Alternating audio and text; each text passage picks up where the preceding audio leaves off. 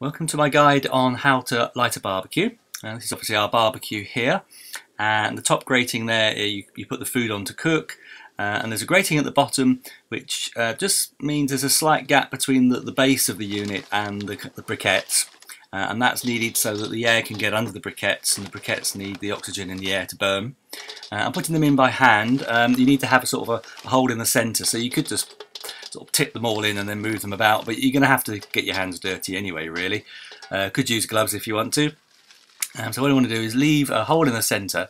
Then I'm going to get some fire lighters, and rather than buy some expensive stuff, branded from a supermarket or a garden centre, I went to Ron's Stores here in Swindon, which is a sort of a fantastic hardware store, that and got 14 of these for 78p, so they're brilliant. That's all you need.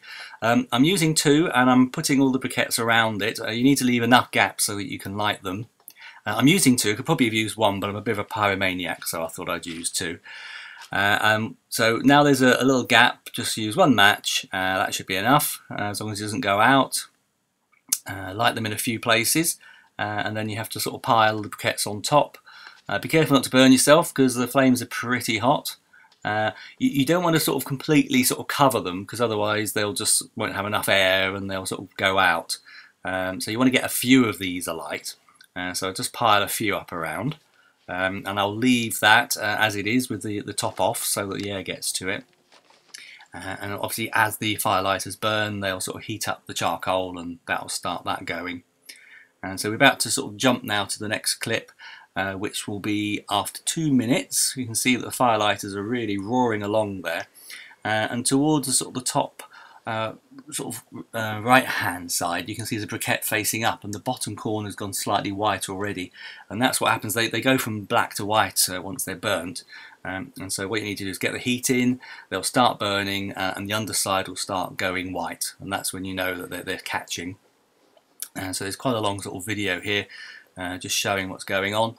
But these two firelighters are way over the top. You could easily get away with one. And here we are 2 minutes later, and you can see that the flames are dying down as the firelighters are starting to sort of finish. The amount of white under the charcoal is increasing, so they're burning now, and the heat's building, so we can be able to cook quite soon. So we're just about to switch over now to another clip, which is 2 minutes later, and you can see here the flames are completely finished. There's an awful lot of white now. And we're pretty much ready.